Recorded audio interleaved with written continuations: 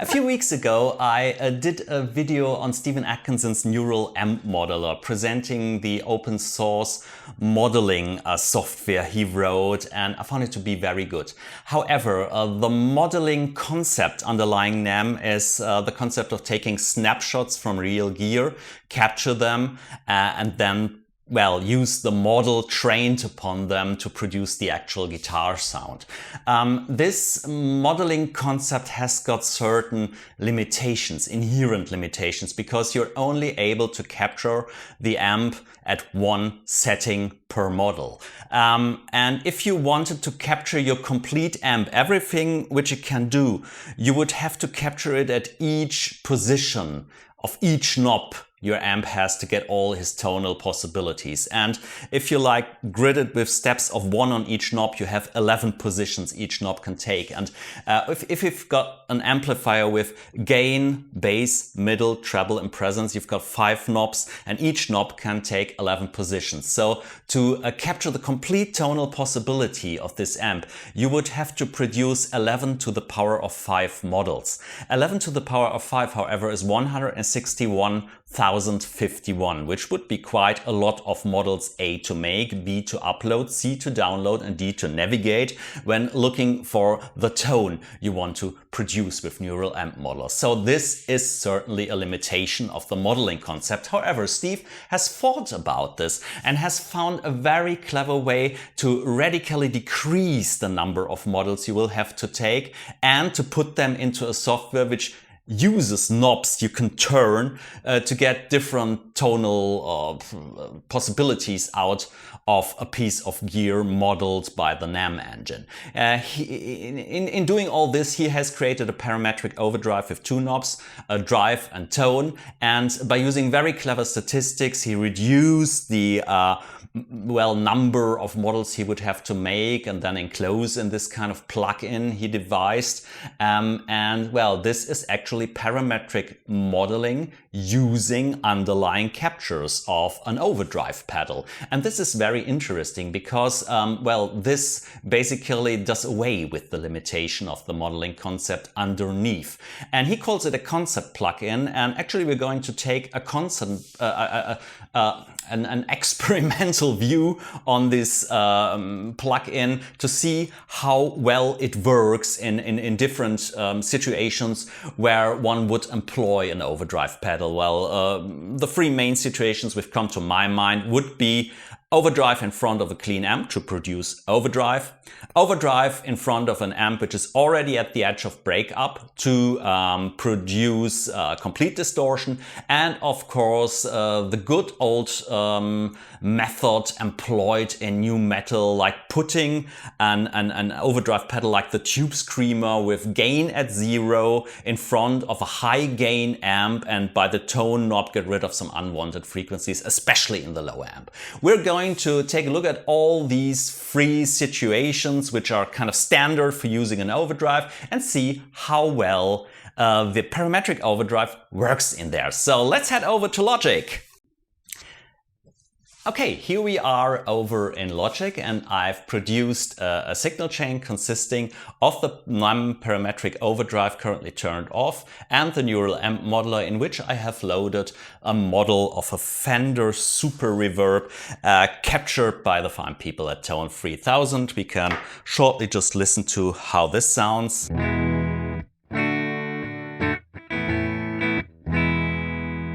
Great Fendery sound.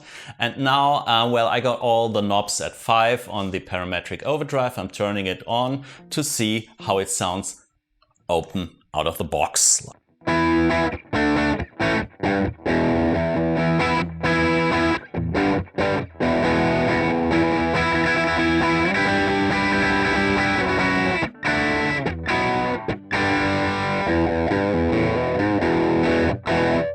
I'm quite impressed. This is, with no tweaking at all. We got 2 more switches down here, tight and clipping, which we can introduce later to see what they do to the sound. Well, first of all, let's see how much drive is this thing able to produce. I'm diming it.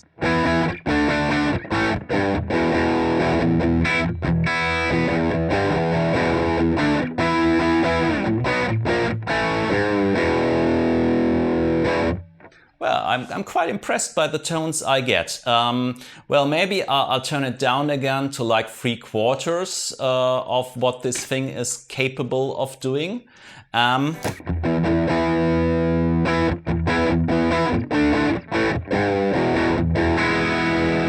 Which seems to me a quite nice amount of drive. Now let's see what the treble does. Okay, and here 0. Well, this seems to me quite a sensible range for the tone control to work. I will put a little bit more than just middle position to get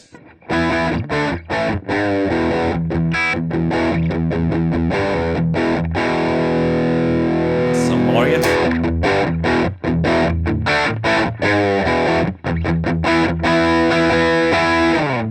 Well, I don't know what the matter. I don't know how you see it. Actually, I think that's a pretty good overdrive tone we get here out of the parametric overdrive into the model of the Fender. I think that's perfectly usable like this. I think tight would make it more compressed. That's my guess. Let's see what this does.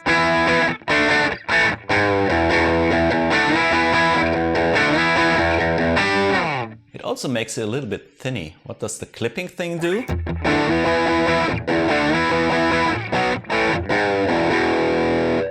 Without.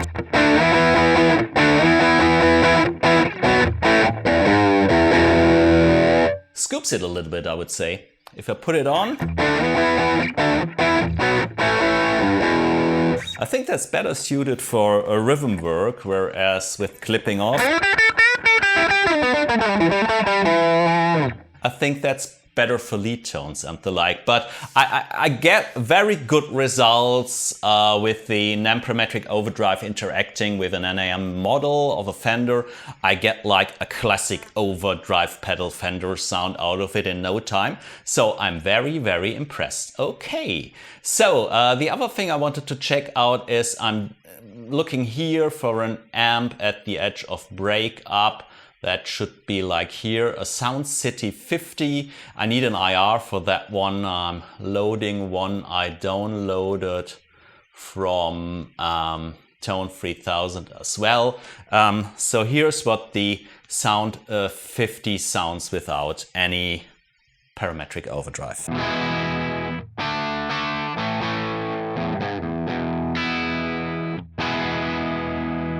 Very good edge of overdrive. Now, I think we should again put everything in middle position here.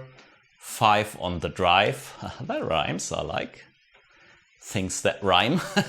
And 5 on the tone, both switches off here. And we'll just turn it on and see what happens.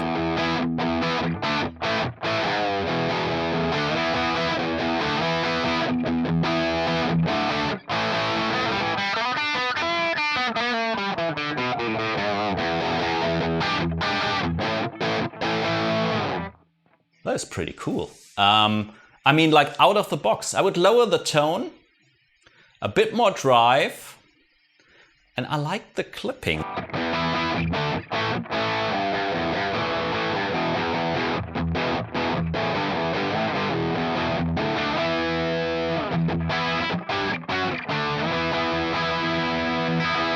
That's a cool vintage style overdrive tone, and I can see it pushes the amp a little bit. Even when I increase the output level, the whole thing should get...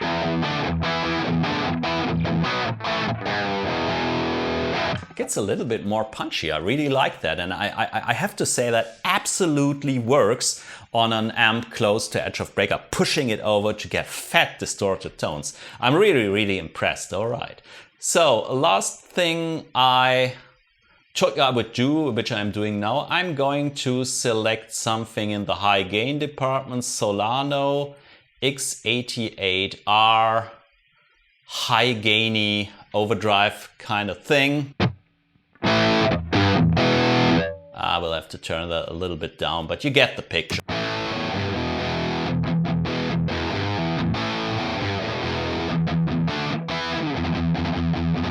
Okay, I'm not a metal player, but I think we get the picture. Can make it a little bit louder. Okay, so what am I normally doing? We take the drive all the way down, set this to middle position, turn it on, see what happens.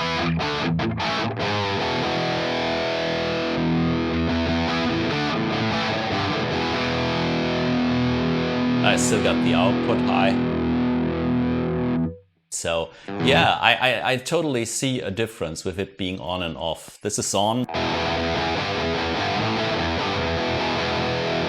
And it thins the tone actually. Put that a little bit down.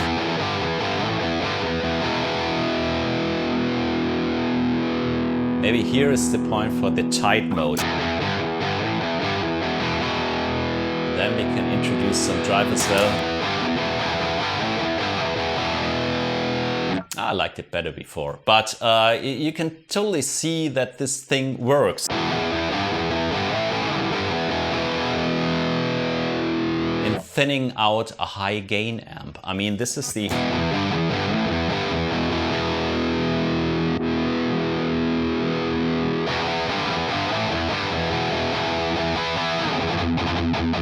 Yeah, especially the chugging. That's really, really cool. That's the sound all those metalheads want to have, as far as I'm concerned. Oh, what do I know? I'm not a metalhead. But I think, yes, in this user scenario, the thing also works perfectly. I'm very impressed by this piece of software.